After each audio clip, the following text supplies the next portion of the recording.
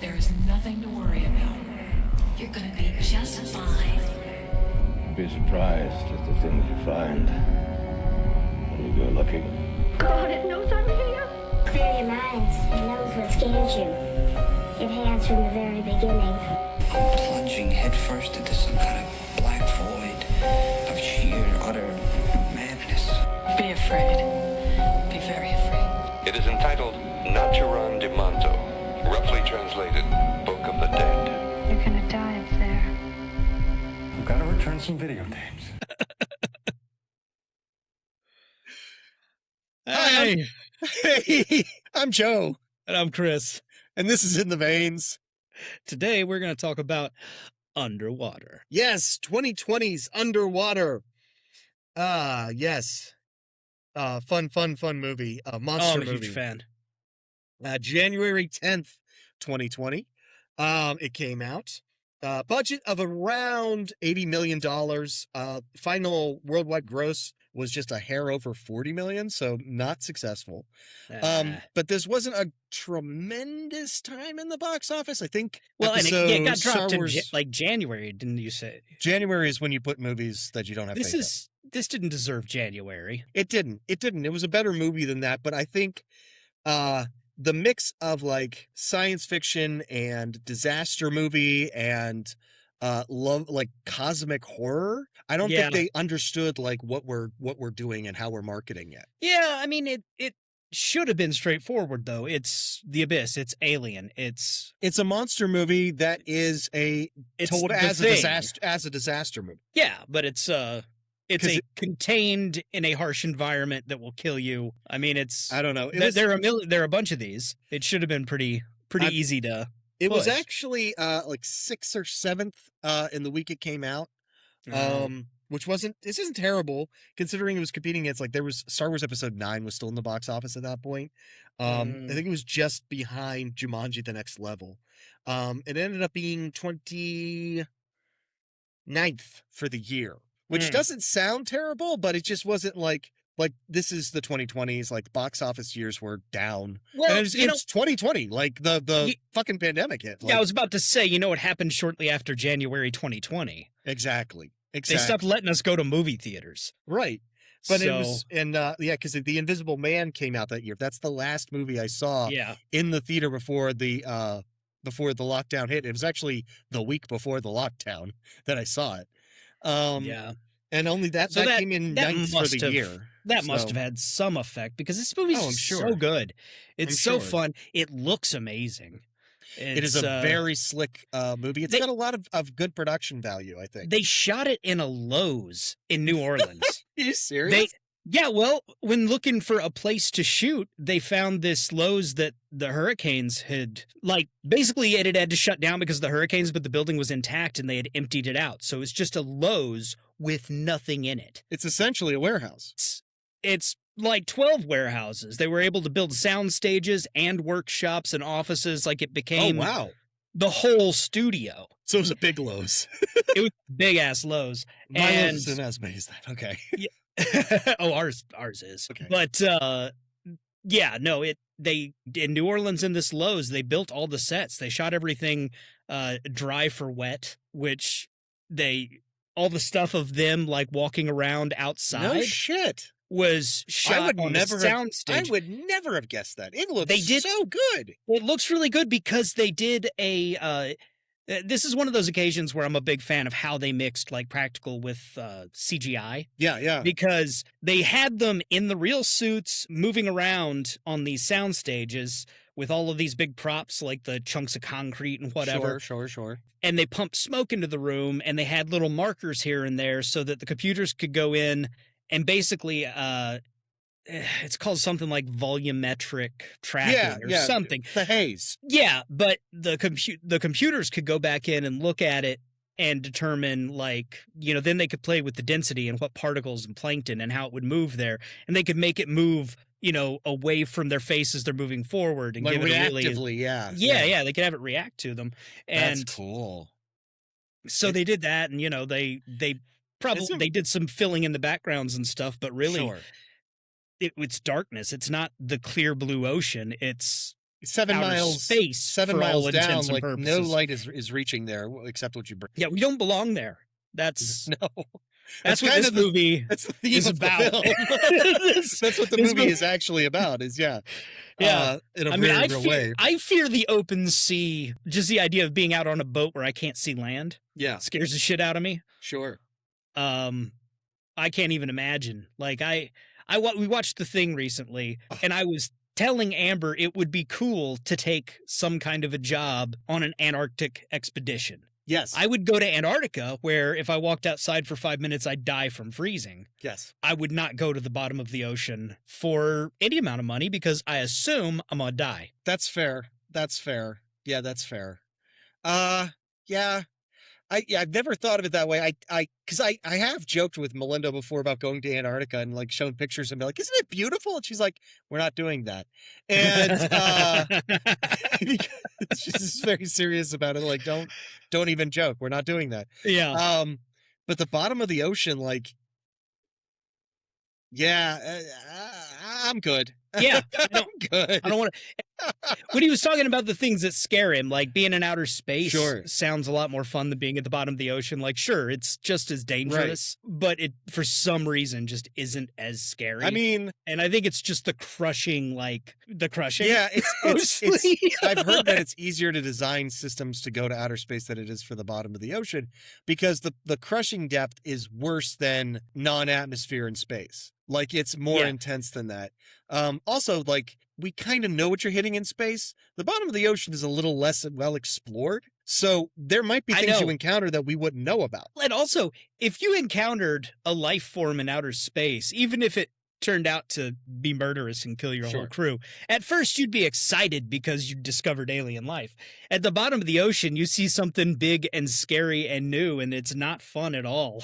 And it seems like it's just it horrifying. seems like every time they go down, they find something else. Oh yeah, and I mean, what, Japanese oil rigs catching pictures of like 80-foot long squids with weird alien arms just drifting There around was down there. and- a story I heard from a guy who took an oil rig job, and they had cameras down below the surface, and they were just kept coming up with these like beheaded sharks, like great whites, like big great Oh. whites, and then they finally found it. It was like a giant squid that was hiding among their like whatever tubes or whatever they have. Like it was using their rig to hide. and then just come out and would just snap the head off these things and then go back. Like, it wasn't eating them or anything. It was just killing just murdering giant sharks. sharks. That's amazing. And it's the arbitrary cruelness of the sea. Yeah.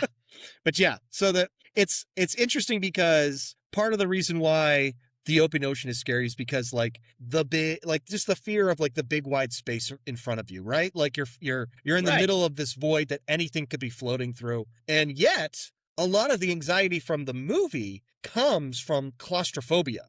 Because if you're in that situation, even if you're not in like like everything has been wrecked and things are falling apart and whatever, it's going to be fairly claustrophobic. Everything is going to be designed for the minimum amount of space. So you have to be able to deal with that. Yeah, it has to be. And, again, they did an amazing job designing these sets because they had to design them to be claustrophobic, but also to be open enough that when they're in these massive suits, they can move around in them, which no small task. They also pretty much just built all the lighting for the movie into the sets. It's just practical. It's very cool. Because like in the command center, how the whole table is just a big light Yes. box. I mean, it just looks great. It does look great. But you're right. Like, to build something that'll withstand that pressure and that makes sense, you build it as small as you can. Well, that's the thing is, just to save money, but you also have to build the walls so thick and there's so much structure. and the more and- space. Anywho, yeah. Anywho. So like So the you- larger the interior volume is,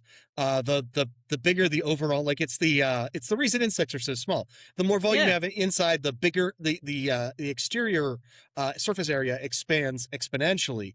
So you have to build thicker and more walls. So Yeah. it's just more cost effective and easier to make sure that it's safe It's to have a also- small space. It's also, a much higher volume of air Yes. Oxygen you have to have down there. I mean, and then you have to keep it at pressure in order for it to not be totally crushed by the depths. Heated and all sorts of stuff. So yeah, in real life, anything like this is going to be built so small inside, just like a spaceship, though. I mean, like a spaceship, exactly. It's I've always loved looking at like RVs and yachts. Like the way they design things to fit spaces, in the weird curve of how the front of the boat comes together. They'll put a boat and a bathroom and a kitchen and a ballroom and a fucking entertainment center and like small little house type shit. Where it's as space efficient as possible. Yeah, it's the same kind of planning that goes into building out spaces for underwater rigs, spaceships, whatever. Right. So, but it's okay. Anyway, the design's cool. The design is very cool. It's very well done. Unashamedly inspired by video games and stuff, especially the suits. The suits with their giant shoulder plating, and they smack of like Warhammer 40K. Yeah, they definitely do. There's like the Fallout power armor. Yeah. For sure. It's definitely like 21st century like suit design, and I appreciate that because like we saw with the Abyss, like if you want to have like a clear view to somebody's face, you need to have this giant fucking helmet. Yeah. And that then becomes in wide shots, it looks like the proportions look odd. Whereas their whole suit is kind of gigantic, so suddenly they're in proportion in wide shots. Up. Yeah. Well, that was another cool thing they did with CGI. They made helmets that had glass in the face. Yeah. For like carrying around, for the ones you see sitting on the ground, stuff like that. But when the actors are in the suits, except for the handful of scenes where they actually had to be submerged, like in a airlock or whatever, right? There's no real glass in the face of those masks, and they CGI'd the glass in because it helped with lighting, it helped with the actors' comfort, it helped with audio. I mean, they were able to just go back in, and it's such a small effect that you don't, until somebody tells you it's there, you don't realize that the glass isn't real. There's no reason to notice it, and it's also like you're doing yourself a huge favor just in terms of reflections. Yeah. Like it's just a huge pain in the ass. And I can't imagine, like, the actors, one of the biggest things was that the suits weighed like 80 to 100 pounds. Wow. And the actors were in them for, a whole day. And it took 20 minutes just to get out of the thing. So at the point where Kristen Stewart was saying that at the point where you couldn't take it anymore, you were still 30 minutes away from walking around holy shit. like freely.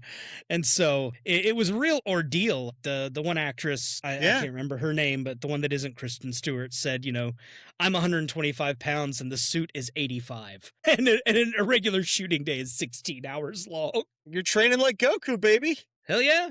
You're training like Goku. I bet they were all wicked fast when they were done making this movie. I feel light as a feather. Directed by William Eubank. Written by Brian Duffield and Adam Kozad. With story by Brian Duffield. Starring Kristen Stewart, as we said, as Nora Price. Vincent Cassel as Captain Lucian. Mamoudou Athie as Rodrigo Najenda, and I believe we saw him remember him from Archive 81, which is another like cosmic horror thing. It's a great Netflix cosmic horror series about an archivist going through it's like archive tapes, and then there's like a cult and there's time travel. It's wild. I saw him in something else, I think, recently. And he's been in a couple of things.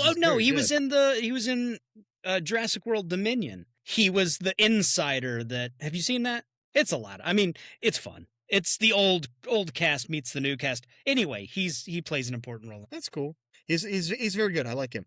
T.J. Miller as Paul Abel. John Gallagher Jr. as Liam Smith, though he's just referred to as Smith mostly. Jessica Henwick as Emily Haversham. Well, and John Gallagher Jr. He's the killer in Hush, right? Yes. Okay. Yes, he is. Well, I do have to say, like, yeah. I enjoyed the design on this movie immensely. It was very interesting.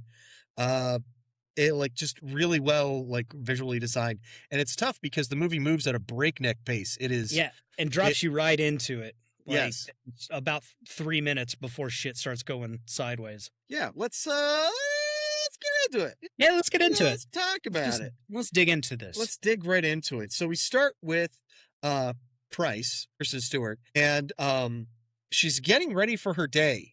It would appear she's either getting ready or getting ready or going to bed. It's she's got a another brushing her element. teeth. Yeah, There's the claustrophobia, and there's the complete lack of knowledge of whether it's day or night. and the voiceover with her actually points out, like, you lose day and night. It's just asleep and awake, or dreaming and awake, and it's hard to tell the difference betwixt the two.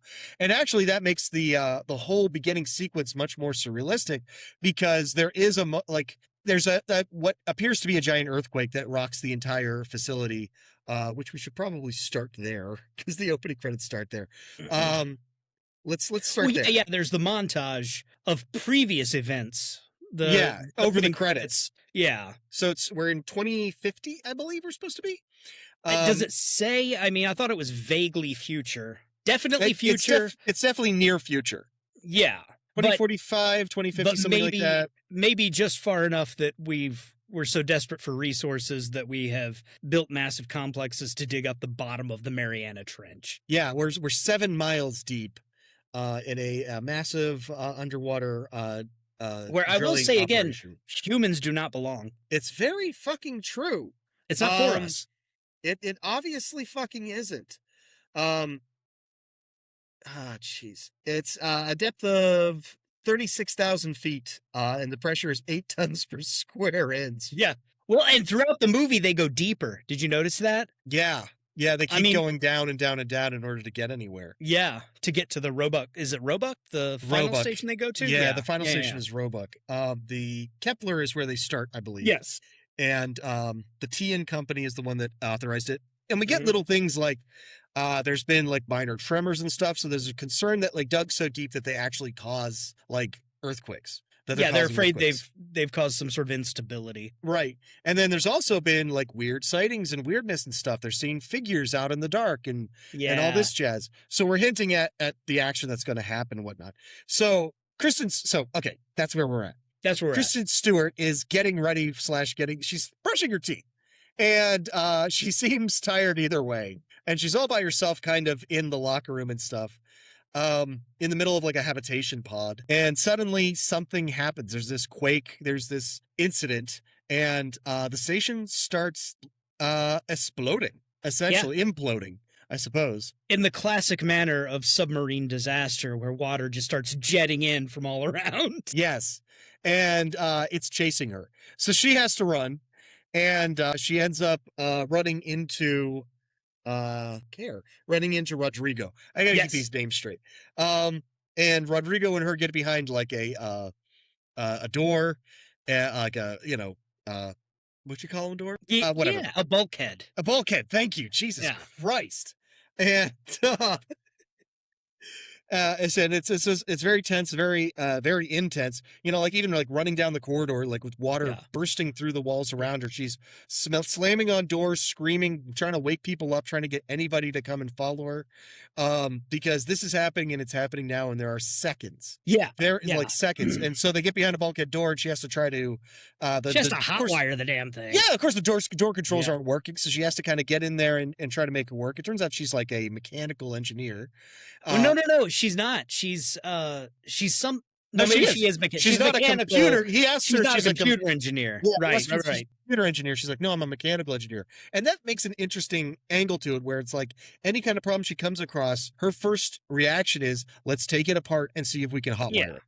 Because, but she also says something about how she's just been down there forever. Like she's been in this place for so long that she's learned all this other stuff. Yeah, I mean, like you pick stuff up. And Rodrigo actually is like, she kind of knows him a little bit, but he's on a different ship than her. So like they never cross paths. So she ends up having to like, there's a whole thing, like a couple of guys are running down the corridor, and she's trying to like, hey guys, come on. And Rodrigo's like, they're not going to make it. You're going to have to close the door. And she does in fact have to end up having to like seal the door on the entire area just to avoid the catastrophic destruction. But even with that, the place is in bad shape. I believe like Yeah. 70% damaged or something like that. Like yeah, it is they're F. closing that door just bought time. It didn't save the Yes. day. So they go, they have to go essentially try to find escape pods somewhere, somehow. And they end up going working through the rubble and everything. Like they come to a collapsed section that is essentially crushed into just like crawling space. Yeah. And that's when the claustrophobia really starts to click in. Like they are just moving through this rubble, and it's like, oh, there's another bend up ahead. Like, can we actually make it through? Like, Yeah. are we just boned? Well, and also, when in the beginning she's in that bathroom, it's kind of a big space, and Yes. it's clean and tiled and open. Yeah. And in the hallway, everything's white and kind of open, and the hallway's very long. And then once the disaster starts, it's dark and emergency lights, and that brings it in tighter too. You Yeah. know, like it all just closes in the second shit starts to break. And even before they make it to like the destroyed section that's all like collapsed in and stuff, they stop at like a processing center or something, and she has to crawl like inside of servers essentially in order Yeah. to like open up the next path with it. So it's there's a real progression for the claustrophobia. And of course, while they're crawling through this wreckage and this rubble, they hear a voice and they go searching and they find TJ Miller, Yeah. who's Paul, and his stuffed animal. Does he call it Paul Jr.? I think so. Little It's- Paul, something like that. They told him that it was going to be replaced with a real rabbit in post. Are you serious? And so he had to treat it like it was a real bunny, like the way he holds it and everything. He's trying to make it look like he's holding a real animal. That's why he's so weird about that fucking rabbit. That is so fucking funny. And then That is so perfect. They just left it the stuffed rabbit. No, it's awesome because it's like everybody knows him because he's a loudmouth Yeah. asshole. Of course, everybody And a would know Paul. weirdo. And He's just he's so a weirdo. eccentric. He's eccentric, and especially like this one thing. Everybody knows it's his one thing. No, everybody's like, it's to the point where it's like you can't even like make fun of him for it because it's so No. the joke is so old. Like it's so far gone. But it also, I think, really builds to like in something they said in the making of, they really thought about the culture of that would develop Yes. in this environment. And this is, his coping mechanism or whatever is his personality and his Right. sarcasm and his bunny rabbit and his weirdness. That would be the eccentricities that would come out. Yeah. And like at no point did I question like what the fuck is he doing with the stuffed animal? Like that just seems like that's the kind of thing that somebody would have and they would obsess over because it's something that you can obsess over. It's small, it's whatever, you know what I mean? And for it to actually be a living bunny rabbit would make much less sense actually. But also, if you're going to live and work in the most inhospitable place, the weirdest place for a human being to try to exist, Yes. where else? I mean, if you can't be a weirdo at the bottom of the ocean, you And know that's what the I thing mean? too, is it's like, okay, he's fucking weird. What are you gonna fucking do about it? Yeah, he Like- must be here because he's good at his job. Right. and- Like you're not gonna be like you have to you only have so many people to interact with. yeah, You're gonna have to just put up. And I just find in my life like that's kind of just how you deal with being weird and eccentric. It's just like yeah. just own it and like I live by the mantra like fly the flag. You'll never know who might salute. True. Yeah. So like I go in full for horror and you can either respect that or you can just not talk to me. I don't care. It is Either what it one is fine, honestly. It is what it is. And people will respect you for it as long as as long as you're not embarrassed about it. Yeah. And it's their worst things. Well, But he's anywho, a fun character, and he's the perfect comic relief for this situation. he is. He works really well as comic relief. He's very personable. I don't doubt that TJ Miller probably rewrote some of his own dialogue. Must have. Because there's a lot of dumb little TJ Miller type jokes in there. Well, and he's a really good improv comic. Like he is. He's very funny. He's one of those guys. I've seen things where people talk about how he could just walk on stage and just start going. Yeah. So, without a set in mind, he can just go start making things funny. So, And it can't be easy, like in a film like this, where it's like a lot of what you're doing is highly technical because it's essentially like a sci-fi setting. And he has to be. He's not like oh, some random person caught in the blast. Like every person that's there has a job, is supposed to be there. So he has to be like one of these people. You know Yeah. what I mean? He has to serve a purpose in some small way. So it's just nice to. Well, and he's useful. I mean, when they get to is. like later when they get to putting the suits on and getting out there and doing stuff, he's a very capable, worker. Yeah, yeah. He knows how all these things work. And Yeah. anyway, We'll get so there. they end up pulling him out of the rubble where he was like mad he was gonna die. yeah, yeah. He almost had a little coffin around him. He was Yeah, so they bring him out with them. And it's like somewhere around along the way they mentioned like the antenna was taken out, so there is no possibility of contacting the surface. yeah. So they eventually make their way to the to where the escape pods are supposed to be. All the escape pods are gone. Of course they are. And the only person they find there is the captain. And at first, Price just admonishes him for even being there. She's like, "Why are you still here?" Yeah. Like, and it's like, it's very clear that he's just like, if I have to die to make sure everybody else lives, then I'm willing to do that. Yeah, Like, he's the captain going down with the ship, but she's very protective of him. They're clearly very close. Yeah. And they tell him like he's not fully aware of how bad things are.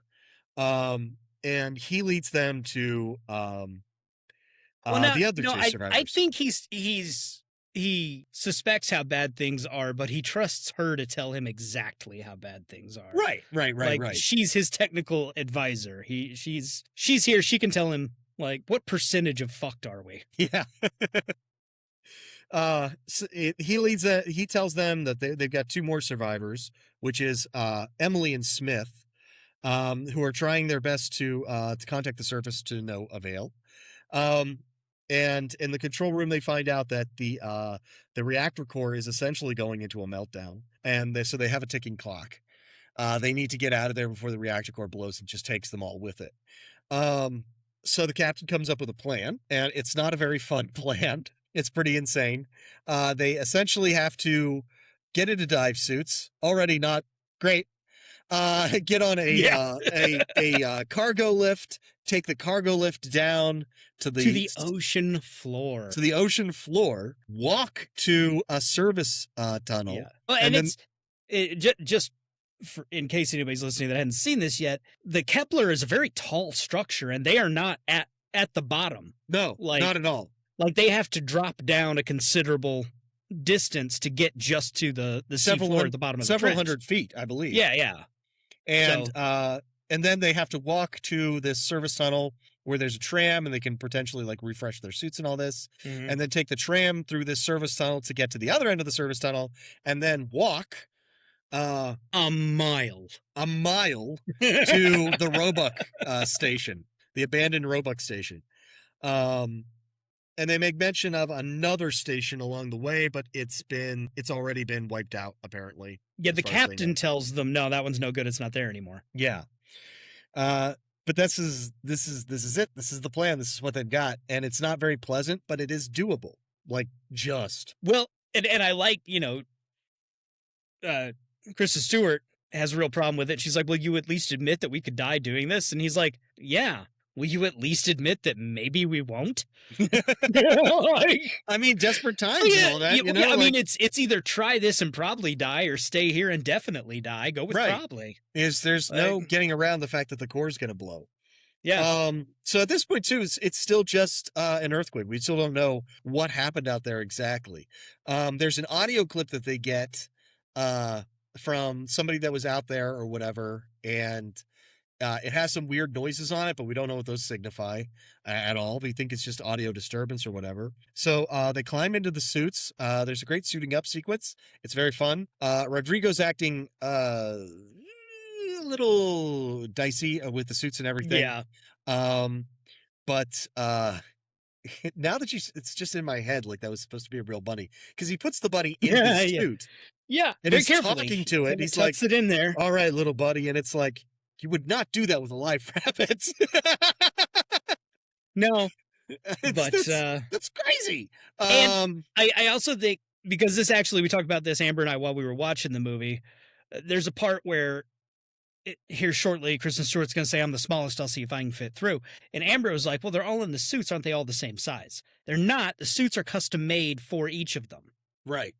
And it's just one line, kind of throwaway in the side of a bigger conversation. But the girlfriend of Emily. the killer from Hush, Emily, she says, I don't even have a suit. Which means that it isn't just a room full of random suits. They're each getting into the suit that was built for them. Or at least a bespoke suit that was built for somebody. Well, but a suit that was sized to them, I think, is what's important. Right. So there's different size suits in there, and but they're also, like, it's kind of indicated, like, they're going to get the best of what they can find.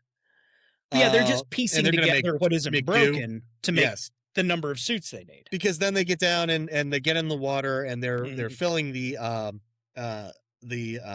airlock with water, and then they're like, well, the pressure's going to hit. It's going to be pretty nasty. And Kristen Stewart's Price looks up at Rodrigo just in time to see a few bubbles escape from his helmet, and then the pressure hits, and he goes kaplat. She tries to have him stop opening the door and close it again, but it's too late, and the pressure hits. And Rodrigo, he knew it was cracked. Yeah, he made sure that he got the one that was the cracked helmet. Because he was like the least useful one there, apparently. Yeah. Well, he just wasn't gonna kill somebody else. I think. He sacrificed himself, which is and sad. again, it's he was in a moment where it was either I stay here and die for sure, or I see if this cracked helmet is gonna make it. You roll the dice. Sometimes you try. But he doesn't. He dies. So everybody else gets. They jump down into the elevator. It's really just like a jump down into it, and then they get out, and like Emily's like, I've never seen anybody die, and then Paul is like, I've seen people die, I've never seen anybody implode. Yeah, well, and it's like you said, right now we just think it's an earthquake, and this first death, on-screen death, obviously a lot of people are dead, right, but the first on-screen death is a very like mechanical result of the pressure at the depth of the fucking ocean. Yeah. I mean, it enhances the danger that they're in, right, the harshness of the environment, but it's just another it's not a supernatural death, it's not a monster. No, he's just another casualty of whatever already happened. So they get in the elevator and they start going down, and it's we get little character moments and stuff or whatnot.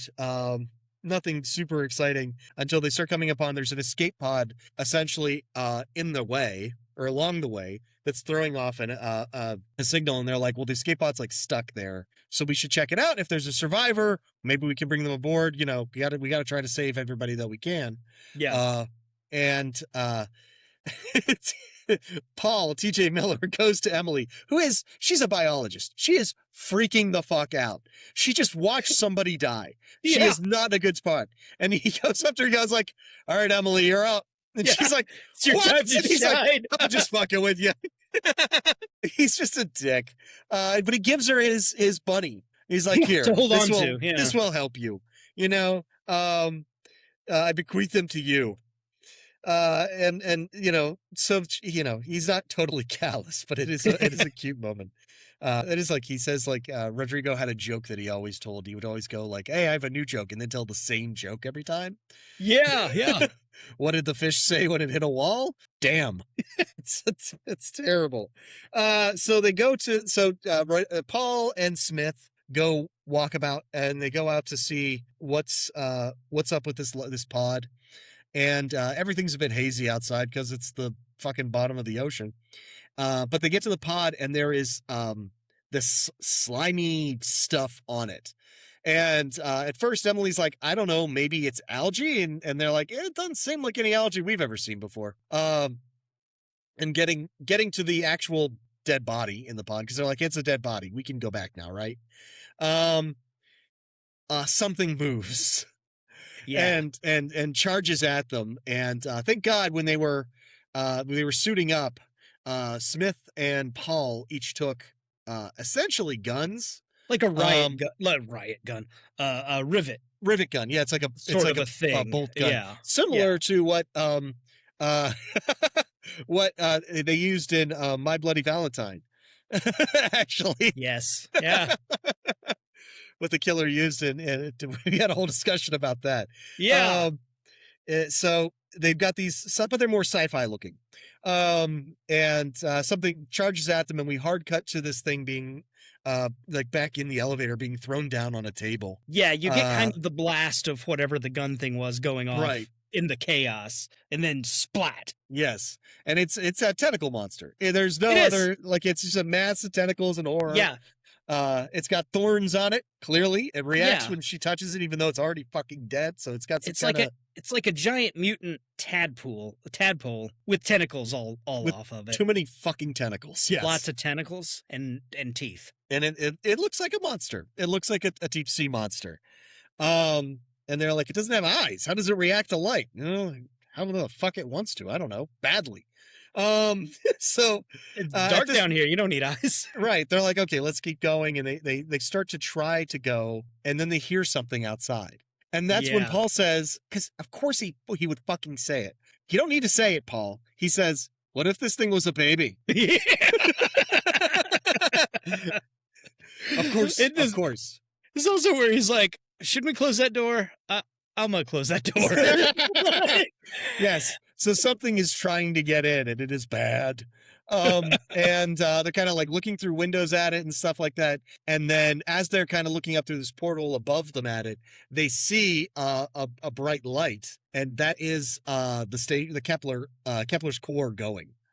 yeah. And it is suddenly like, shitballs. So the best thing that they can do is get back in their suits and get back in the ocean, try to drift down rather than fall Well- down with this elevator. Yeah, no, they want to get into the airlock and flood it, right? Because Right. being in the compressed water is going to keep them from getting shattered when the thing hits. like that's going to stabilize them when Right. it crashes, maybe. And they end up on the ocean floor with wreckage falling all around them, and Yeah, because the station just explodified, and it is raining chunks of what the fuck ever. just Um, industrial chunks of yes, everything, steel, concrete. and the sea monsters are forgotten as they try to dodge these chunks of murder that are raining down on them. And Smith actually catches something, like something scrapes by him, and Well, he fucks up knocks his suit a somebody. little bit. Does he knock Kristen Stewart out of the way? It's hard to It tell in the happens- suits, to be honest. It's either Kristen Yeah. Stewart or it's Emily. But he's knocking somebody out of the way. He sees something coming down, pushes them out of the way, and it clips the back of his. It might be And Kristen Price. Fucks Kristen up his Stewart. air scrubber. Yeah, he goes down, and they kind of don't know. They just grab him and start running, or at least as best as they can. They make it to the airlock to this service tunnel, and it turns out that it's his air scrubber got fucked up. The rest of the suit is okay, but his air scrubber's kind of boned. So they're just gonna have to replace it, which is fine. They could do that. And then they get on this tram thing that's used for moving cargo, and they start heading down the tunnel. And they make it just past halfway before the tunnel section has collapsed partially. And Yeah, it's filled with flooded water. out. Yeah, and they have to like get off the thing and start walking into water, and then part of it is totally flooded. So they're like, somebody's gonna have to go down there and check it out and everything. And that's when Kristen Stewart says, "Well, I'm the smallest one, so Mhm. I'll go see if it's passable first." It is. She Yeah. goes through. She gets And through they- just fine. They make her like put a line on herself so that Mhm. in case they need to pull her back or whatever, and they use this kind of line technique to pass people through and whatnot, through this bend in the tunnel, and the last person to come through is Paul T.J. Miller, and just prior to that, they find somebody's like stash of junk food. Yeah, it's the And moon pies. The moon pies, and Emily mentions, "Oh, I love moon pies," and T.J. Miller, Paul gives Smith a moon pie to give to Emily because he's like, Yeah. "Hey, I snagged one of these for her. Should be a hero, you know." And it's like, "Oh, you're thinking of others. If this was The Walking Dead, this is when you would die." Oh. Well, did you see the monster behind him? No, If you go back and watch when he's alone on that side before he goes through, there's red light behind him, and you can see the silhouette of the monster back there. no shit. Yeah, That's it's already in the awesome. tunnel with him. I watched this twice and I did not pick that up. So but he's the last one to go through, and he makes it most of the way. He makes it through, and he gets his helmet off and everything, And suddenly because he's trailing that safety line, something Yeah. grabs the safety line and starts yanking him back. And so there's a tug of war with whatever's on the other end. And they put his helmet back on. They got to because put he's his about helmet to get because he's yanked about to- underwater. Yeah. And it's very intense. It escalates very quickly. Yeah. It's very intense. Everybody's shouting and then pulling and everything. And then whatever it is, gets close enough to him to just rip him apart. And his helmet just floods with water. He pops like a water balloon. And just rips him right out. And that's all she wrote. Paul is no longer in the movie. Yeah. We lost our comic relief. Yes. Oh boy. Sorry, let me just catch up with my notes. So they make it the rest of the way through. And Well, this is where they stop to check the air, right? The whatever it is. It's there's it's some kind of sci-fi. a It's sci-fi. It's an oxygen scrubber system of some kind, but it's like a it's like it's a like what they tank. put into It's- the time machine in Back to the Future.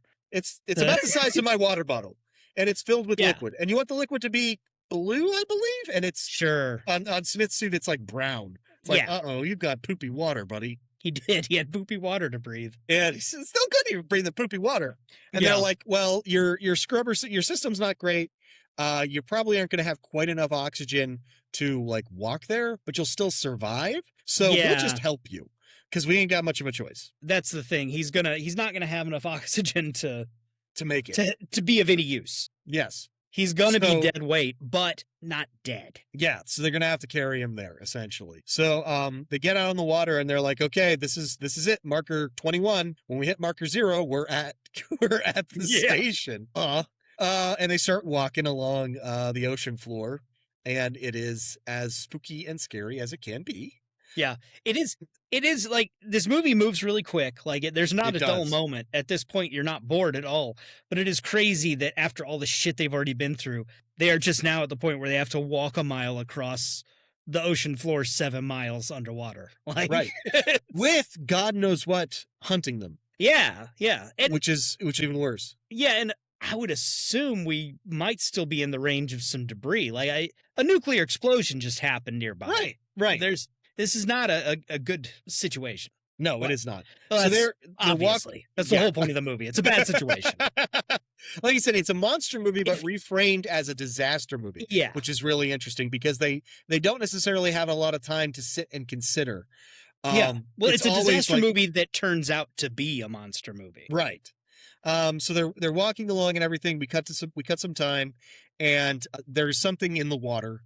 There's something pursuing them, and they're kind of like, oh, they have a moment where they stop and they turn out all their lights, and Captain Lucian turns on his like he has an infrared or something like that, and sends his feed to Price, Kristen Stewart's helmet, so she can see what he's seeing.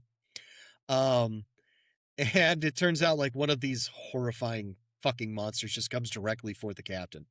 And it kind of like it's like a shark. It charges and grabs him and just keeps going. No, it goes for Smith. That's right. I'm sorry. It drags him down It into the grabs thing. Smith and it drags him into like a little like a coral cave. Mhm. And it kind of just wedges him right at the not too far inside of it. It's almost like it's a trap. And unwilling to leave another man behind or whatever, or give up on somebody who's still alive, the captain goes in the cave after him and pulls Smith out. But And- he clamps on, or Kristen Stewart clamps onto him. Yes, hooks so the- a line so she can which pull him becomes out. important in a minute. Right. He gets Smith out and Smith is okay. And then the creature comes back around and grabs the captain and yanks him and starts swimming away with him at like super high speed. Yeah. Up. And they hit some kind of a Well, but it takes Kristen Stewart with them. platform. I mean, that's the thing. She's on the still line and she's connected. attached to him. So they Yeah. both go. And so they end up on this platform Well, they called that a godlight, which I guess it's supposed to be for whatever for construction they were illuminating doing out everything there. they were doing out there. And yeah. it's busted, obviously, from whatever has happened. So it's not where it's supposed to be or working how it's supposed to be. But It's just yeah. sort of there. it's basically a monster industrial light fixture. Right. And they kind of get stuck on that, and Kristen Stewart goes and finds him hanging off the side, the captain off the side. Because she and- gets dropped on top of it. And he's hanging kind of on the side of it. Yeah. Like the edge of it. And he's like, let me get my knife. Let me cut this line. Let me do this. Let me do that. And then the creature just grabs him and starts pulling again. And this time it's just heading straight up. And it just becomes a problem almost immediately. Yeah. Wait, has it bitten her head yet? I think it kind of comes at her. Is that what happens? Because you see it sneaking around behind her, around the edge of the thing when she's trying to pull him up. And I think this is where it grabs her, and like you get a good look at its face and its mouth when it tries to like bite the dome of her helmet. Oh, yes, that's right. That's right. Well, she's like leaned over the edge to try to get him. Yeah. It kind of like tongues her helmet a little bit. Yeah. It's gross. But then it gets the captain and starts. It starts flying straight up, and it's like the pressure warnings on their suits are going off. Like you're going too high, too fast. Your structural integrity is going to give out. And like, I think her structural integrity, like there's a percentage countdown on her suit, and it starts at 10 and starts going down. And he's just like, let go of the line. Don't just, you save yourself to let go of the line. And she's like, I literally can't. Yeah. And he ends up like detaching like the part of his suit, I think, that the line is attached to. I think he jettisons his whole sleeve. Yeah. And that decompresses him and explodes. He his explodes shit. above her. And it's at the last second. And supposedly takes out that creature. In theory. It also knocks her out. Like the force of the implosion is so strong that it kind of knocks her back and knocks her out, and she just sort of floats back down. And then she's woken up by low oxygen alarms or whatever. Comes to and starts wandering back towards the Roebuck. And along the way, she runs into Emily.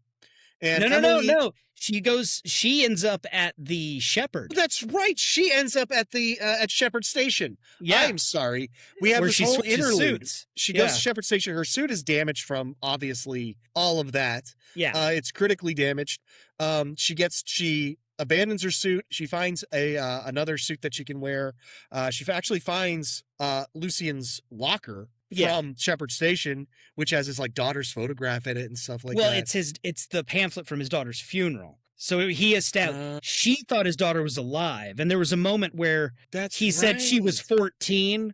And she's like, oh, no, she's got to be my age. She's got to be older than that by now. And he's like, oh, yeah, did I say 14? I didn't mean it. She didn't know his daughter had died, and that's why he just lives at the bottom of the ocean. And that's why she's always 14 for him. But it also, the station was supposed to be, he said it was destroyed, which kind of means that he knew there was weird shit out there. And that's why that station got abandoned, and they're just saying it's destroyed. Well, either that or it's like they lost contact with it and they assumed that it was destroyed. Well, it's still functional. Everything's still there. Yeah, that's not great.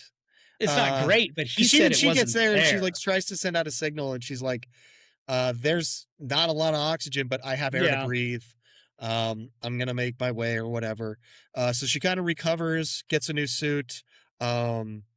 She gets a flare gun with like 2 flares, so she has that.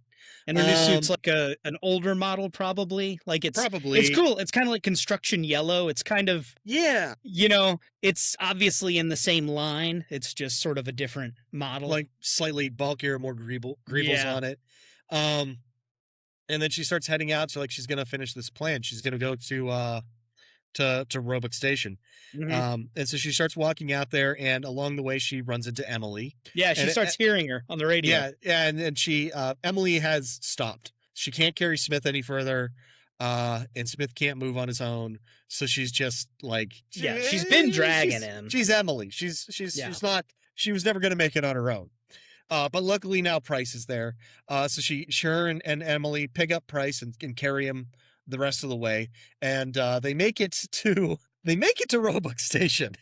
And the whole doorway leading into Roebuck Station is just lined with like, I don't know, dozens, hundreds of these things like attached above them to the ceiling, and like tentacles and shit dangling down. And these things are like 12 feet tall. They're huge. They're huge, and they're just sort of dangling, hanging there, and they're asleep, apparently. Yeah. And it's just like, I guess we're walking this gauntlet, because what the fuck else are we going to do at this point? My take was that there was some kind of like heat vents or something from the station there. They do make mention, I believe, that Emily at one point says, like, we may have had a thermal pocket down below, Yeah. and creatures came out of that. Like, it's possible that warm water was trapped below and animals were living in it or whatever. Yeah. Yeah. So, like, but also, like, this is the hole that, spoiler alerts, the giant monster is going to emerge from. Mhm. So they're just staying close to Dad. And that's what. So my take on this whole compound is that Roebuck is the drill and Kepler is control. Like Kepler is the station and Roebuck is. I think Kepler was supposed to be another drill, and it's like, okay. I thought Shepard was a drill, and Shepard supposedly got wiped out. Roebuck's I think it's an out-of-date one, and Roebuck was the next one they built, and then Kepler was the newest one, but Roebuck and Kepler were still both functional. Okay. Whereas Shepard was kind of, okay, we're done with that one. It's too old. It's too out of date. I still think that they were covering up Shepard. I think they were saying it was destroyed. That's possible. Because there were weird sightings. I think that all those articles in the opening montage are referring to what shut Shepard down. Okay. Yeah, no, I can believe it. I can absolutely believe it. So they, dragging Smith between them, they start making for the door. They get like halfway there, and then Emily's low oxygen alarm goes off. Yeah. And it makes just enough of a ruckus that these things start waking up, or at least one of them does. And it goes after Price, Kristen Stewart. Emily kind of drags Smith the rest of the way in. Well, this thing, again, tries to eat her. Like first it just ragdolls her. Like before it even lets go of where it's hanging, it just snatches her up. And... yeah. And it's just swinging her around, and it's very disorienting.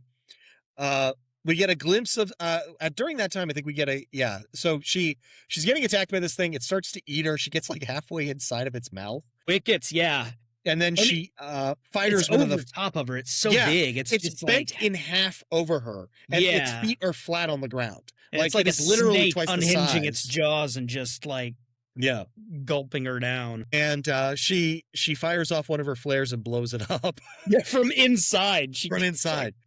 Yeah, that's about the best she can do. And there's a still moment after that where she's like, is anything else going to come after me? And then she hears something and notices movement or whatever from the Roebuck hole. And she fires off the other flare. Isn't this where like they all lift up and away from her? Yeah. Like it turns out that a bunch of them were hanging on the bottom of something bigger that moves away. And she fires a flare off to reveal like a giant figure.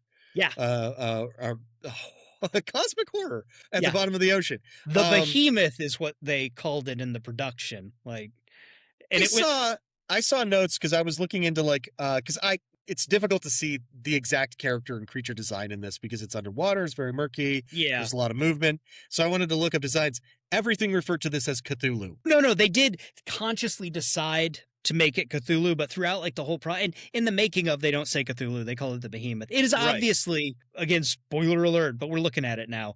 It's Cthulhu. It's giant humanoid with tentacles off of its face. It's cool as shit. Giant teeth and jaw, and it is. It's rad. But they went through like the design process for the monsters. They started out trying to go very realistic. Like they started out with things that were like mutated octopuses and things, but it all almost looked too much like shit we wouldn't be that surprised to find. It's weird and it's scary, but there's all sorts of weird, scary shit down there. And then they just started leaning more and more into like, the what do they call them? The crawlers or the grabbers or whatever the clingers maybe is what they called the 12-foot tall ones. Geez, I did see something where they were like it's broodlings or whatever. They're either it's brood or they're parasites or something. Yeah, but they're kind of just like an after effect of the Cthulhu. Like they're not like not. They have arms and legs. They are like they're man shaped. Yes, skeletally they are basically man shaped. Right, but so there's a giant, there's a fucking kaiju at the bottom of the goddamn ocean. Yeah, like they make mention Cthulhu, and it's Cthulhu. Like they make mention, like there's a 600-ton drill bit that's been just ripped to shreds. That they pass, and so Kristen Stewart finally gets on the station, the Roebuck with Smith and Emily. Well, Emily comes out and drags her in. That's Like, right. Emily, yes. Emily saves her ass right there. And when she finally comes to, they go and check out the escape pods. And of course, there are 3 pods left. 2 of them are working very fine. Yeah, and 2 out of 3 ain't bad. Meatloaf will tell you that every day of the That's week. goddamn right. So they load Smith, who's already like totally fucked, into one. And then Emily notices that the 3rd pod is not looking And they give good. him the bunny rabbit. They do give him the bunny rabbit. And he takes it like it's a bunny. He's like, oh, hey, Paul Jr. Which again, like, that's not surprising to me. That's exactly how people would act. Like, once you get used to the fact that Paul is calling this thing Paul Jr. and Yeah. carrying it around everywhere and treating it like it's a real rabbit, everybody's going to start doing that. Yeah, Like, everybody I've loves a seen- mascot, you know? Yeah. And humans will pack bond with fucking anything. Like, Mhm. it's there does not beggar belief at all. Yeah. It just works towards like a more lighthearted angle of it. And like you said, like it really works for like the psychology of their circumstances. Yeah. It really does. So they launch off Smith, and then Emily tries to have an argument with Price about the 3rd pod. She's like, no, I'll take the 3rd pod. And Price is like, no, she's like, no, it's broken. She's like, I can get it fixed. Yeah. Because, she's been fixing things the whole time. And Emily's like, no, you go and I'll get it fixed. She's like, you literally have no idea what you're talking about. She ends up having to like punch her in the face. Hey, we did skip over the important backstory for Emily. Did we? Yeah. By this point, she has told, not Emily, Nora.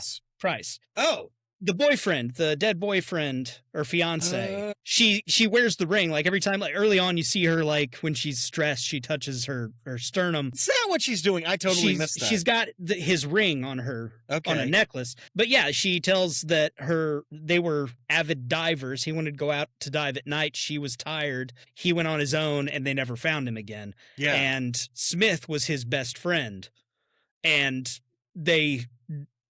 she made him promise that they weren't ever going to talk about it while they were down at the bottom of the ocean working on this rig. I do recall this all now. Yes. Yeah. Sorry, I got caught up in the Cthulhu mythos. Yeah, well, yeah. I mean, because that's the more interesting story. But she sees how much Smith and Emily Yeah, they're obvious. They're a couple. are into It's each other. very Yeah, they're clear, a couple, and she wants kinda- them to get out together. She wants, Sure. and at this point, she gets Emily to get into the pod by telling her, like, you know what I would do for another minute with my fiance? Right. I would do anything. and then and she has to that's- punch her in the face in order to get her And to stop shoves her in resisting. there, and yeah. So But she it gets is her to- important to her character, you know. Yes. So then she takes another look at the broken pod, and it's still very broken. And then she goes and checks like the sonar, and she looks outside she's like face to face with Cthulhu. Like it's fucking there. She's at eye level with this thing. Yeah. And It's at a all- distance, but it's still Yes. just huge. all of its little helpers, whatever, it's mini Thulus, start leaving. They start swarming away. Like they've been like beating on the walls and stuff, trying to find a way in. Suddenly they stop and start swarming away. She checks the sonar, and it turns out that like there's the 2 pods. There's literally the entire brood of the things Yeah, going just an after them. army of them going up after him. And then Cthulhu himself is like, 1 minute. And he starts going after it too. And so she looks at the pod and she's like, well, that's not going to fucking help anybody, is it? So she goes to the, she's an engineer. She goes to the controls. the controls, Robux, system controls, goes to its nuclear core and turns the safeties off essentially, and starts to melt down the core, knowing that the blast radius. Well, the thing demonstrates like how far the blast radius will go out. Yeah. And it'll take out all the creatures, but it won't reach the 2 pods. This was a really, like, design-wise, I thought this was really interesting because it's one of those points where in a movie, there basically is a way to just push a couple of sliders and make a nuclear reactor melt down on this thing. Sure. Which, that should not be an option. Like, this interface should not be designed in a way that if you wanted to, like you were having a shit day, your wife left you or whatever, you could just walk in there and go zip and nuke everybody on the station. If you're not paying attention, you could accidentally hit the just kill like all button. bleed on it. But also the display, but I forgive it all because it's well designed and it tells you everything you need. Like, it gives you the information. Yes. It works for the pacing of the sequence. It's Yes. still exciting. I'm completely forgiving any unrealistic convenience because Cthulhu's outside. Right. But it's just a neat, like, it's a nice, clean graphic image of the pods going up, the thing swimming after it, and a clear line of the blast radius. Which Yes. I don't know why this thing would be showing you the blast radius you were about to die in, but it does. But it does. And it includes the 2 little green escape pods. But it just it doesn't make any sense in the real world, but it's perfect for telling you that she has a way to detonate everything at the right moment to save them and kill everything else. Look, I'm going to defend this. First of all, she's a mechanical engineer. She has access to systems that normal people don't have access to. So her password, she has admin rights. Okay. So she can get into that part of that thing that other people aren't going to be able to get into. She has to go into like 2 submenus and it's to turn off the temperature warnings. And she really just turns off, like, puts the temperature warnings all the way up so that the reactor will reach temperatures that are too high, and then it'll go supercritical. And it's just, what's more terrifying to me is the fact that any nuclear reactor is like 1 slider away from total devastation. Like, it really is hell in a handbasket. I think the computer announces that nuclear meltdown has been initiated. It's kind of like a space station, so it has to have a self-destruct. Yeah. It has to be easy to trigger on accident. I mean, it's what happens. It's what happens. Like I said, In the I real completely world, forgive it. It was Right. a neat bit of design and storytelling in the way it all. In the real world, there would played out. be a lot. It would be a lot harder, and there would be a lot more safeties to deactivate, and there would be certain safeties built in that you literally could not deactivate. Yeah. Well, and there we're not in that. There wouldn't be an option to melt down on purpose. You Right. wouldn't. Everything would be built to prevent. Hey, there probably wouldn't be a nuclear reactor in the thing in the first place. It probably would have like an umbilical to the surface, and maybe there would be like a nuclear vessel at the surface that it would be connected to, and that would be providing power. But why would you put a whole nuclear reactor down in the bottom of the goddamn ocean? Because that's a 7-mile umbilical. It's better than a thermonuclear bomb at the bottom of the Mariana Trench. Anyway, that's what happens. That's what happens. And so we have a great moment where she gets to stare down Cthulhu and flip him the middle finger while she blows things up. Yeah. And there's a huge, massive shockwave. And we even get a little bit of like, as the shockwave rises, we see Cthulhu trying to like crawl out from it. He's trying to escape. Yeah. And he totally doesn't. He gets caught up in it. And then because he's kind of like waist deep in the station. Like he's waist deep in like the hole that they there dug kind or of whatever. rings in the station too. Like there's structure on both sides of him. He's trying to crawl out of it.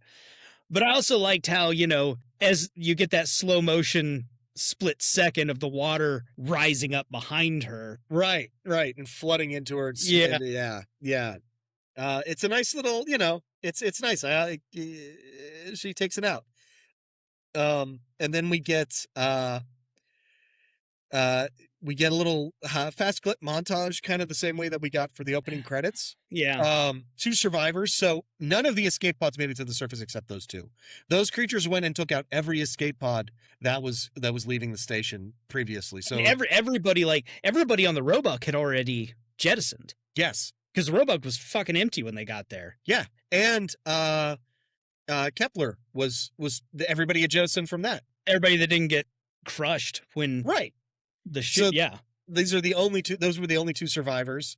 And then we get kind of stuff of like, crazy stories about what happened down there, nothing confirmed. And then the company won't allow them to give interviews. Right. And then they're going to go and start digging again.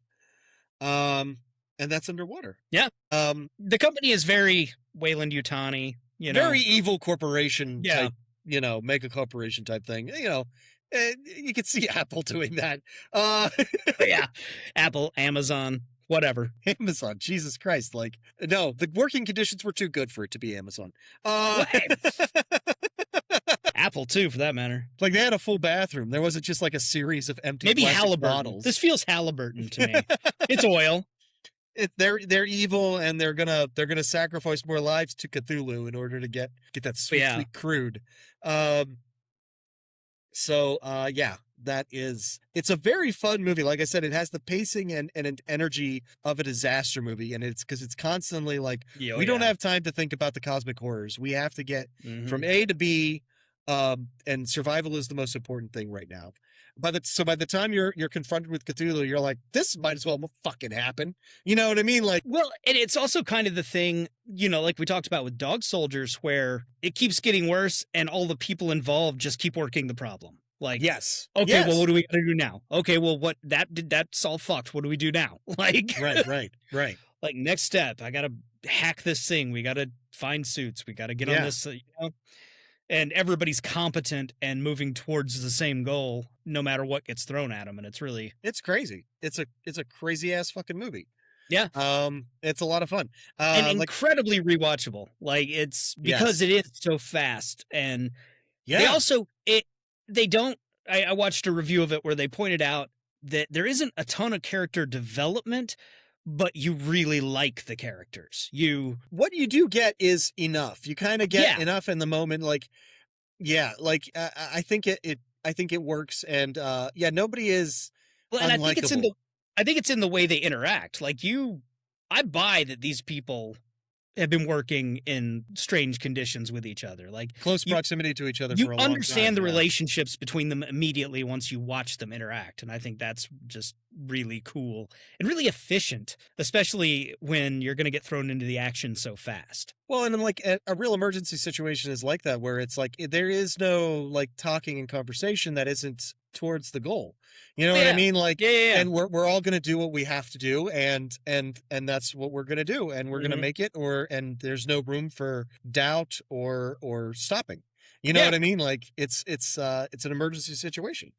But I also just mean the dynamics between them. Like yeah, absolutely. No, TJ they're- Miller's a weirdo, they- but you understand why he's that way and that everybody else likes him and is used to him. yeah, nobody know- is raising an eyebrow to any of his like strange Yeah. humor. Or You get anything. that Smith and Emily are together and they do a good job of not forcing it down your throat, but still making you give a shit about them as Mhm. a couple. It's you immediately know how protective she is of the captain. Their first interaction is her mad and how at him, protective of the you know. captain is of her and stuff. Yeah, And yeah, they did a really good job telling the story. it's very without, very efficient. Yes. Yeah. No, I love this movie, and I'm glad you finally watched it. I've been wanting to hear what you had to say about it forever because I like it so much. It's But- really fun. It's really fun. I appreciate the speed with which it moves, because it doesn't give you time to kind of sit and think. A lot of monster movies have that kind of and it's like instead you have to do that while you are also terrified of what's going on. Yeah. Like there it kind of it comes at you all at once, and that's really fun. It's really cool. Yeah. Yeah. Well, and it's cool that escaping the physical danger of your environment crumbling around you Yes. forces you out into a situation where now you have to escape monsters. Right. Like, who, oh, by the way, caused the destruction Right, of your right. physical environment. Because they specifically want to eat you. They do. Like they are monsters and they're trying to kill you, and they have a big horrible dad, and he really wants to eat you bad. Yeah. Yeah, that's underwater. Fun stuff. Yeah. It's on Disney Plus right now, I think. Is it? I couldn't Is it find Disney it on Plus Disney. or was it Amazon? I think it Oh, was you on know, Disney Plus. I think it was just on went Disney off. Plus and it just went off. Well, then I don't know what it's playing on right now, but rent it if you haven't seen it. Yeah, it's worth looking into. Or buy the But- Blu-ray, High Physical Media. Yeah, definitely. It's one of those ones that's new enough that you can still probably find it. But let's talk sequelitis. Yes, let's. What do you have? So, I can't, the relentless pace of this movie, I can't match. I'm not gonna even No. try. So what I have instead is that, we would follow Emily and Smith. They're struggling in their recovery facility. I did the air quotes on our recovery facility because it's really a high security mental hospital because the company doesn't want them interacting with the public. They pretty much want them to just stay away until they die of old age. So they're having trouble, oddly enough. And I thought we would lean more heavily into the specifically like Cthulhu mythos aspect of it. And have like they're having dreams. And they're having dreams of giant waves coming and swallowing all of civilization up, and an army of hideous fish monster people like enslaving humanity. And the therapists that they're the only people that they really get to interact with are like, oh, this is like PTSD, and you just like hallucinated down there because of the stress and the low oxygen and everything. There were no fish monsters. And they keep trying to push them into like, it's you just need to therapize this out and everything. And they're like, and Smith is doing worse than Emily. Like Smith is getting to the point where he's starting to rely on like the drugs that they're giving him, not just to like get through like a night's sleep without like night terrors, but even like when he's awake. Like he is crumbling under the weight of this gibbering insanity, in a Lovecraftian way. And Emily, for whatever reason, she's suffering, but she's in a place where she can like view her anxiety and paranoia like objectively, and she can see that she's losing her edge, but she's not like falling apart the way Smith is. Okay. And then for no reason, things start getting worse. And they're not just like having bad dreams and feeling anxiety and whatnot. They're now starting to visually hallucinate. They're starting to like people that they interact with on a daily basis. There's like, there's a flash of them having, nictating membranes in their eyes or gills, or they're seeing creatures crawl up the wall that aren't there and shit like that. And it starts to become worse and worse and worse until finally, they're like, and again, Smith is completely falling apart. He's like going near catatonic with all the drugs that they're pushing on him to like, try to stop him from like freaking out from all these hallucinations. And Emily is just sort of like learning like, okay, that isn't real. That's a fish person. It's not real, until one of the fish monsters walks in and eats a guy in front of her. And other people react too. And she's like, oh shit, fish monsters. You know what I mean? Like, the fish monsters are here. They're attacking. We have to run. And also it's raining outside. And so it's a kind of a thing where she's trying to, maybe the person that it eats is even Smith, just because like she needs to move. And so it's her trying to get out of this like high security facility that's also kind of like a scientific research facility or whatever for the company and stuff. So there's levels of security and different kinds of stuff that she has to get through. While battling off these fish creatures that have overrun it and are specifically coming after her. So they're drawn to her? They're drawn to her specifically. They're targeting her until finally she, as she's about to make it to the exit, she's confronted by like a leader class. And it turns out it's Price. And Price has been resurrected as a fish person. And it's like, and she wants to bring her with her. And it's like, we can rule together and stuff. And so Emily has to get away. So we lead up to a third movie, which would be, I don't know, the fish people taking over and stuff. Yeah. Now it's an apocalypse movie. Yeah. That's what I got. Nice. Mine's more still horror, but more adventure movie at this point. Okay. Like sort of. Okay. So again, same two characters survived. So they've been set up now, just sort of shuffled off, and it's been a few years. They've been basically given a ton of money and a place to live, and they're just sort of existing somewhere now. Right. They can't go back to any of their old jobs. She's not a biologist or anything because they said screw the non-disclosures and tried to tell the truth. Everybody thinks they're nuts. And obviously the Weyland-Yutani is what I'm going to call him because I can't remember the actual name. Tian, I believe. Tian. Okay, Tian has, Disney-level lawyer army. so they're not getting anywhere just out there saying Cthulhu's real.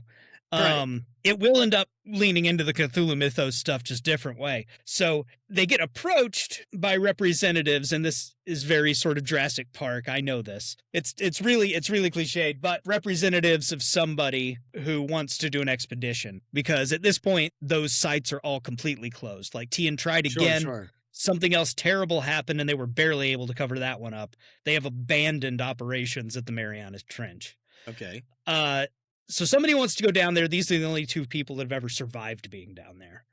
And they want to bring them along, much like Ripley going in Aliens. Sure. They want the survivor to come along. They don't want to go. Long story short, they end up getting tranquilized and kidnapped and wake up on a submarine. That's awesome. So it turns out That's that great. it's basically Jim Cameron has kidnapped them. It's not. That won't be his name. It'll be Tim Schmamron. Somebody's this mega rich, ocean obsessed, famous, eccentric movie guy. Okay. Who is obsessed with ocean exploration. He's Jim Okay. Cameron. Right. But he can fund whatever he wants. And, Jim Cameron built his own submersible to go to the Titanic. This guy has basically built the Nautilus. He's Nemo. He's got this massive submarine that is capable of going to the crushing depths of the Mariana Trench. And he has, through his money and his connections, access to a lot of information about what really happened at the Tian Industries sites.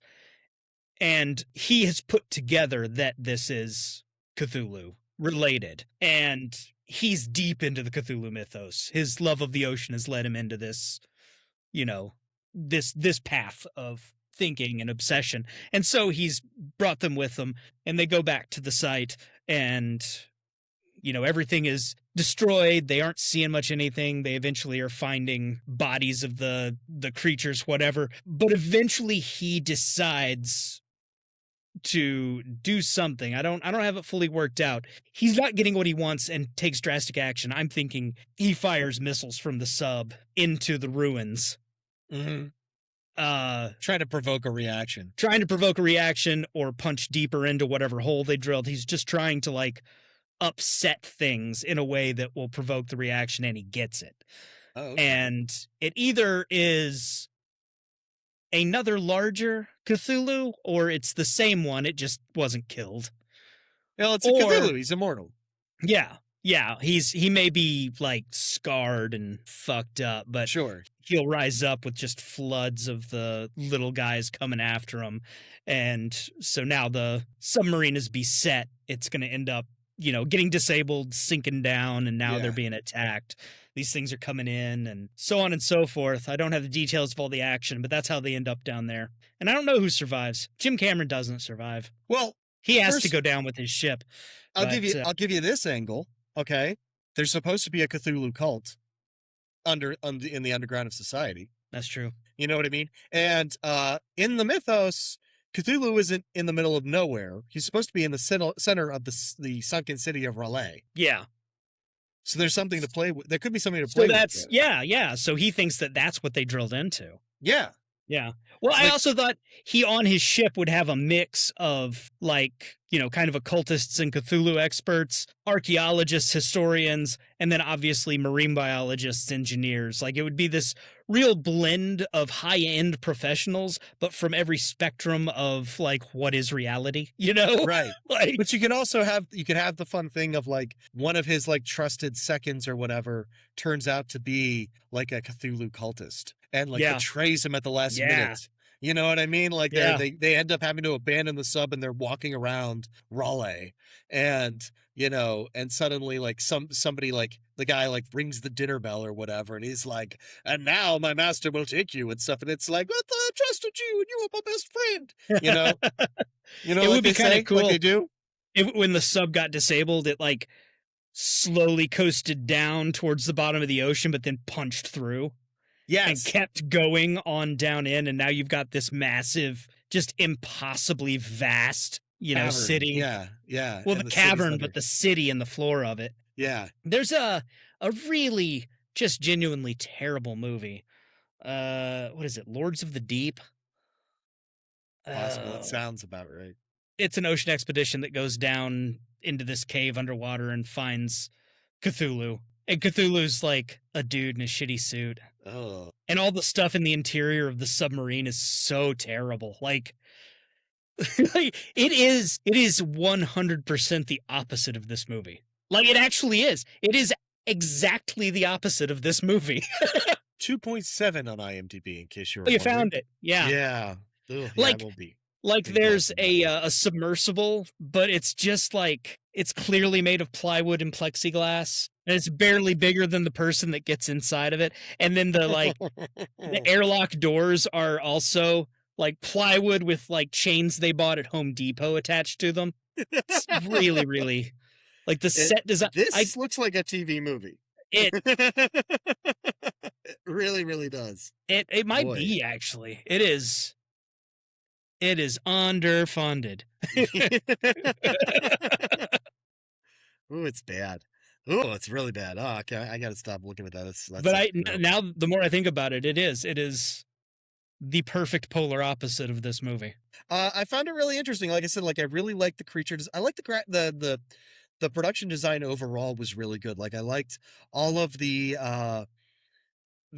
kind of mechanical and interior Yeah. spaces. I Well, but love they also- the suit design. I love the suits are creature amazing. design. All of it worked really, really well. But they also at least in the Kepler, they went out of their way to do a lot of extra like artistic design work. You know, there's like those bas relief sculptures of like God handing the oceans to a man in a diving suit and all these things. And they said that they were thinking of like the Hudson Dam, where they brought a lot of artisans in when they were building that. There are a lot Yeah. of decorative touches. It's not just flat concrete walls and It's not brutalist. Y- architecture, yeah. Yeah, and in the bathroom and the dive suit room, you know, there's a lot of tile on the walls and stuff. It's not like stainless steel. It's yeah. like tile and concrete, and it feels like this room could take a lot of pressure, you know? Yeah. I could go on and on and on. I love the It's design very of this cool. movie. It's very But- cool. But to think that every one of these sets were all just sitting there in an old Lowe's in New Orleans. That's wild. They had like two cargo containers fitted out as water tanks outside, and this really elaborate plumbing so that they could direct water and flood out any one of the sets, but then Ah, drain it and pull it back into those tanks to be cleaned and cycled Wow. and reused. So they just that's a lot. had like 40,000 gallons that just like they kept using for, I mean, it was really efficient. It was really efficient, and they built all the sets to handle all that water and to pump it in and drain it out. That's neat. It's just a really neat, and then you watch in the making of, you see all the sets and stuff, and then they've got this big wall they've built, and on the other side is the workshop where they're building everything. Wow. Yes, it's right It was there. really cool. That's awesome. Yeah. And the Roebuck and I think Shepard are basically, for cost and efficiency, they just like rearranged and redressed Redress the same Kepler. sets. Yeah. Yeah, Because so- it's going to be, it's design. It's the same kind of, it's the same kind of structure built by the same people. It wouldn't be Mhm. markedly different, except in how it would be decorated and how people would live in it. Yeah, it's it's very cool. It's a very it's a shame that it didn't do better. Because it is fun. It's well acted, certainly. It's got a good cast. It's got it all. It's got it And all. I don't think anybody doesn't like it. I think that, I think it got dropped at a bad time. It got screwed into January and then COVID came, so I don't think it got a fair shake. But I do think it's done well since then. I think it's got a life after. Yeah, the it's theater. I think it's got a pretty good rating on IMDb and stuff. So there is support for it. Yeah. Now, Lords of the Deep is on my search history. You bastard. You should watch it. You should watch it so you will fully understand how completely not this movie it is. I wonder if I can watch it at like 2 times speed and make it entertaining. You need for to myself. appreciate that it is trying to grasp the same elements as this movie. Well, I find it interesting because the kind of whatever sea creatures that attack them in this, in theory, mythos wise, are related at least to like the creatures in Dagon, the fish people in Dagon. Yeah. So it's a neat. That's another great Lovecraft movie, and then it's neat to see somebody else interpret those kinds of qualities in a different and interesting and original way. Yeah. Yeah, it is. They They did, I think, go through this huge design process with the behemoth and everything, and eventually were like, you know what? We could just use Cthulhu. It could basically just be Cthulhu. Hey, who's gonna stop you? It's fun. It's public domain, right? Doesn't mean anything. It's cool. Doesn't really change the story in any way. There's a sea monster out there, and it's fucking gigantic. That's crazy sauce. Yeah. Oh, yeah. Underwater. We did it. Underwater. Yay! We did it. What are we doing next? I believe. I think it's Wicker Man, right? I believe it's Wicker Man. Let me just double check my. Hey, if we both believe it, it's true. Oh, look at that! It just happened. We're doing Wicker Man. Next is Wicker Man, the original '70s version. The original Wicker Man, not Nick Cage. Not Nick Cage. The Equalizer Wicker Man. Yes, the good Wicker Man. As tempting as it is to see the bees or not the bees. Not the bees. It's so fucking stupid. And then he has to, it's just very obvious that it's like the first take and they're like, and now you're being covered with CGBs.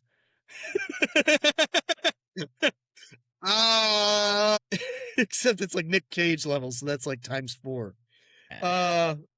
He brings a special something. I can't say I didn't have that fun is an watching Oscar-winning actor. I can't say I didn't have fun watching it. I can't say it's a bad fucking movie. It is never not fun to watch Nick Cage. No, that's his special gift. Yeah. It's always a delight to watch Nick Cage do Nick Cage shit. I mean, I don't want to get too far into it, but like, because, we're going to talk about it, but we're going to talk about Wicker Man. We're not going to talk about the bad Wicker Man. Yeah. And we're not going to talk about the remake. And it's like, what is it? Is it Moonlighting, I believe, is the Cher movie that he was in? It was kind of like Moonstruck. Thank you. It's because the movie is Nick Cage is in it and he's a big part in it, but he's a secondary character. He's not Cher. He's not the main character. It's a Cher movie. It's a Cher movie. So it's kind of like very excellent Cher drama, and then Nick Cage scene. Yeah. And it is a very different movie during the Nick Cage scene. Yeah. It's not bad, but it is different. He's got a fake hand. I don't know. He's angry all the time. And then we go right back to a Cher movie. We should consider doing Renfield eventually, though. Yes, absolutely. Nick Cage Dracula. I can't believe it took so long for that to happen, honestly. He's a highlight of the movie, if I'm being totally honest. But it's anyway, a fun movie. Anyway, that's for the future. Right now, we're going to do Wicker Man. We're doing Wicker Man next. I love Wicker Man. I can't wait to talk about it. The movie that I think it was the first folk horror movie that I ever saw. It may be the first folk horror movie. It certainly popularized the genre. Yeah, subgenre. Yeah, it's the one. It's the go-to. Yeah, but we'll talk about it when we talk about it. Yeah, we will on the next episode of In the Veins. I've been Joe, and I've been Chris. This has been In the Veins, and we'll see you next time. Hit the button. There is nothing to worry about. You're gonna be just fine. You'd be surprised at the things you find when you go looking. God, it knows I'm here. Clear your minds. It knows what scares you. It has from the very beginning. I'm plunging headfirst into some kind of black void of sheer, utter madness. Be afraid. Be very afraid. It is entitled Naturan de Manto, roughly translated Book of the Dead. You're gonna die up there. We've got to return some videotapes.